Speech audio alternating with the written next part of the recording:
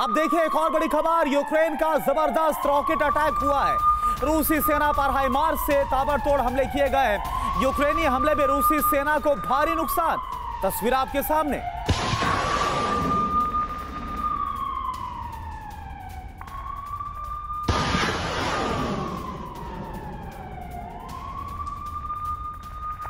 एक और बहुत बड़ी खबर है, रूसी हवाई सैपर ब्रिगेड का विध्वंसक अटैक हुआ। हवाई हमले में यूक्रेनी सेना का टैंक तबाह किया गया। यूक्रेनी सेना ने भी दिया है मुंहतोड़ जवाब। देखिए तस्वीर आपको दिखा रहे हैं कैसे टैंक को नुकसान पहुंचाया गया इस हमले में।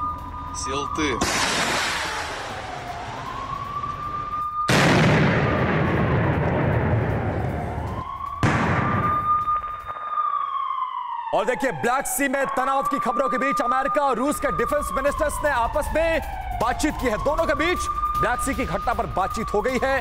यूएस रक्षा मंत्री ने ड्रोन पर हुए अटैक पर अपना विरोध दर्ज कराया।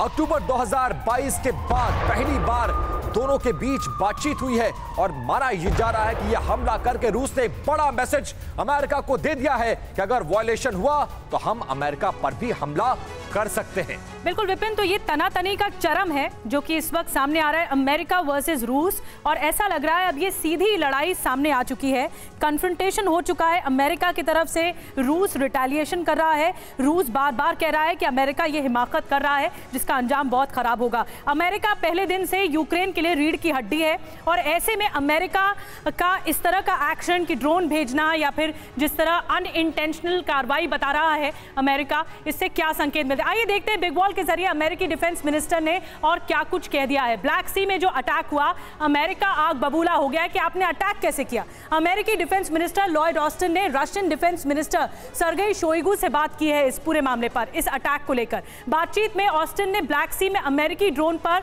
रूसी अटैक को लेकर चिंता जाहिर की है। बाद में पत्रकारों से बातचीत में ऑस्टिन ने बातचीत में पत्रकारों से जजमेंट पर एरर वाली थ्योरी को ऑस्टिन ने नकार दिया। लॉयड ऑस्टिन ने कहा है कि इस मामले में अंतर्राष्ट्रीय नियम जहां भी इजाजत देते हैं वहीं यूएस के विमान उड़ते हैं, यानी ये पूरी तरह से प्रोटोकॉल के तहत था, रूल्स के तहत था। हम सुरक्षित और प्रोफेशनल तरीके से सर्विलांस में भरोसा रखते हैं, ये लॉयड ऑस्टिन कह रहे हैं। सिंह साहब, मैं आपके पास आ रही हूँ। ये जो दलीलें दी जा रही हैं अमेरिका की तरफ से, जो लॉयड ऑस्टिन कह रहे हैं और सर्गेई शोइगु से बातचीत की है, क्या ये दलील हजम होती है? क्या अमेरिका सिर्फ इस अनइंटेंशनल रूप से सर्विलांस कर रहा था जो कि अंतर्राष्ट्रीय नियम कहते हैं? आप क्या कहेंगे इस पर? देखिए, जो अमेरिका कर रहा है वो बोल रहा है कि हम international free space air space है उसके ऊपर हम ऑपरेट कर रहे थे। पर रूस ने जब ये लड़ाई लगी थी, स्पेशल मिलिट्री ऑपरेशन के नाम पे कहलाया था, उन्होंने एयर स्पेस के लिए एक नई डिक्लेरेशन दी थी as per treaty and rules and law, और उसमें उन्हें बोला था कि ये टेरिटरी हमारी है, क्लोजर टू यूक्रेन और क्राइमिया।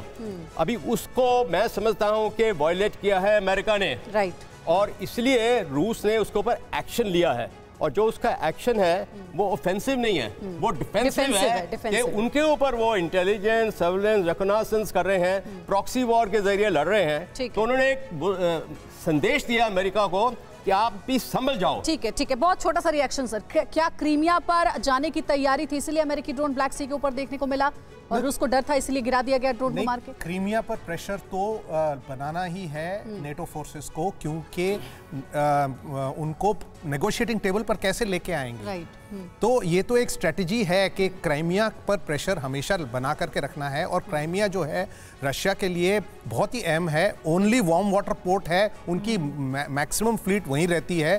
तो क्राइमिया पे जैसे ही प्रेशर बनेगा तो वो एक प्रेशर पॉइंट बन जाता है। हमारे एक्सपर्ट्स बहुत सारी टेक्निकलिटीज को इसीलिए भी समझा रहे हैं कि ये यूं ही नहीं हुआ, आम सी बात नहीं थी, नॉर्मल सी बात नहीं थी ब्लैक सी के ऊपर अमेरिकी ड्रोन का देखा जाना। इसके पीछे कई सारी स्ट्रेटजीज अमेरिका की छिपी हुई है जिसके बारे में हम यहाँ चर्चा में जिक्र भी कर रहे हैं।